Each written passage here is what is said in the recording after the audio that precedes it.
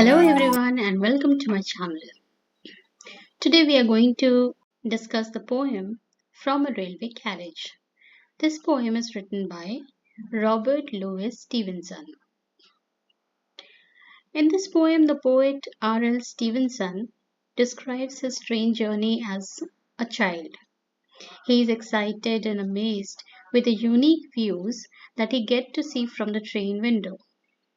He's glazed to observe different things and observes even the smallest and simplest of the things very closely.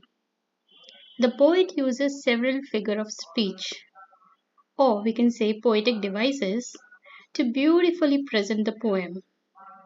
So let's have a detailed look of the poem. Here the first line, faster than fairies, faster than witches. The poet compares the speed of the train with the imaginary creatures like fairies and witches, who can travel from one place to another in a very short time. So here the poet says that the train is running so fast that it appears that it is even faster than fairies or the witches, and charging along like troops in a battle. The poet compares the movement of the train with the advancement of the determined soldiers in the army who go forward with great force for a battle, and both have predetermined destinations. So here the poet says that the train is moving. It appears as though the soldiers are going for a battle and they're prepared for to go for a battle with that great force, and they have a predetermined destinations. So the movement of the train seems like the movement of the soldiers. Bridges and houses, hedges and ditches, and all through the meadows the horses and cattle. We can see that in these lines the poet says that everything can be seen through the train window during the travel. He states that a variety of things can be seen in the outside world, such as bridges and houses, a kind of boundary or hedges of the trees and bushes that are planted along the roads. He can see the horses and cattle in the green fields. So this is the view that the poet catches from the train window.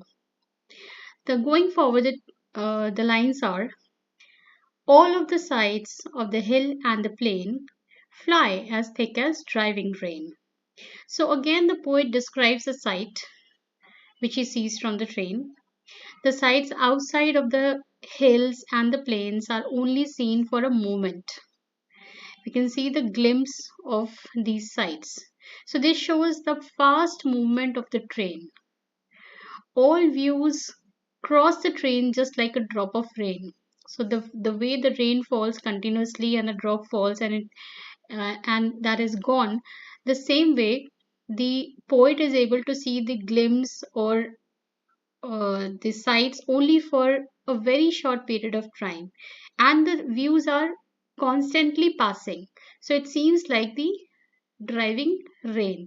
So here the word driving rain implies a constant stream of images, and each one is observed only for a moment before the next stream starts. So the images are only for a very short time. And over again, in the wink of an eye, painted stations whistle by. Now we can see that the poet says that even though the sights are passing by so quickly, still there is some kind of pleasure watching the beautiful scenes. Now we know that the poet is traveling like having a train ride as a child, so he's very excited to see the images, the pictures that he could see outside the train. So it gives a kind of pleasure him watching the beautiful scenes. As the train passes the railway stations, they look like the beautiful painted pictures. So it also seems as the stations whistle by as they pass the colorful stations. So the whistling sound which comes from the basically from the trains or from the station, it seems as though the stations which are colorful and the sound is coming, that whistling sound is coming from the station itself. So painter's stations here states that the poet gives the message that even the simplest things have beauty in them if we take a closer look. So poet is having a very close look at every sight that he's able to get from the train.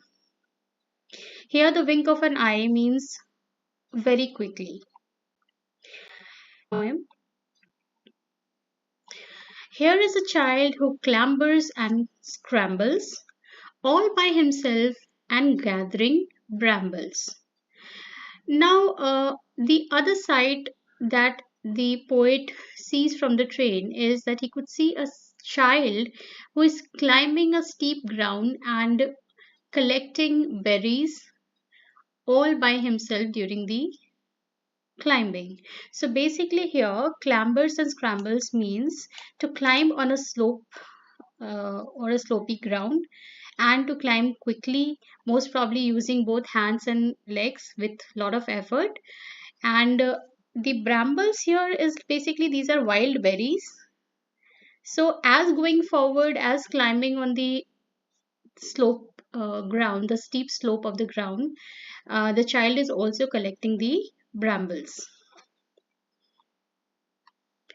Here is a tramp who stands and glazes. Now the tramp means homeless person.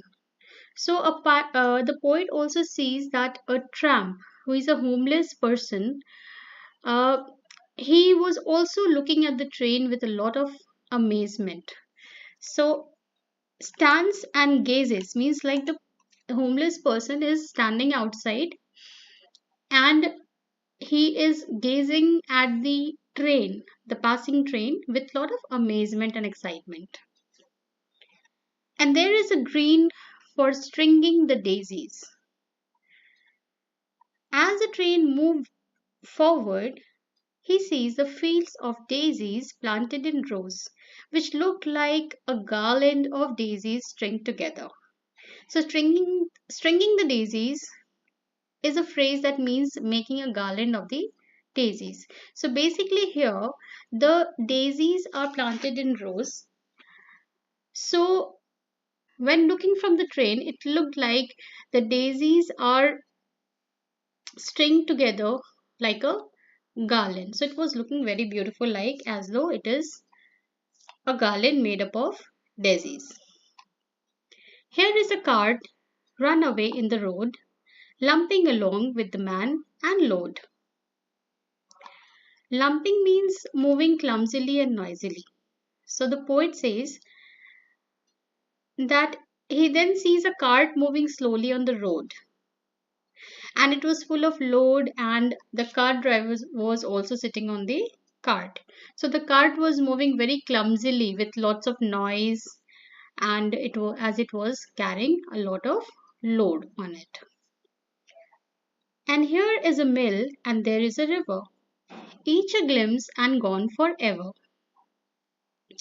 Now again the going forward the poet sees a glimpse of a mill and a river. A mill is basically a factory, kind of factory or a workshop.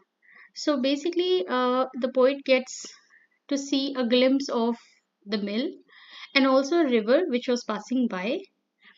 So all these objects appeared and disappeared so quickly that the poet could only get a glimpse of them. That is only he was able to see that for a very short time. So at last, speaker describes each piece of scenery as a glimpse that stays for a short period and then fades forever. So while traveling by train, none can notice a particular scene next time. Like we can only see a particular sight or a particular scene only for that particular moment. That particular sight will never be seen again in future. So thus each journey becomes unique, unraveling newer scenes against the changing canvas of the nature. So whatever the sight that is being seen from the train, it is a unique sight because no one can see that sight again in future. The same sight cannot be seen again because that is only for that particular moment. So glimpse means very quick view And gone forever means the same view cannot be seen again for again ever. So that will be once gone, it will be gone. So this was the detailed summary of the poem, and we'll discuss the poetic device of the poem in the next video. Thank you.